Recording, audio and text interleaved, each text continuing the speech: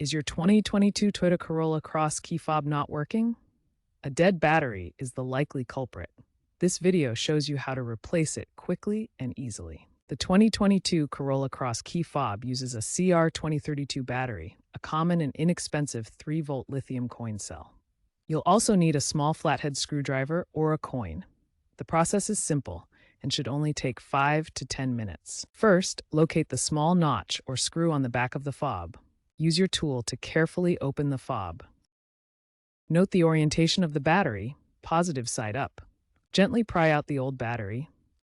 Insert the new one, ensuring the correct polarity. Reassemble the fob and test it to confirm the LED light and functions work.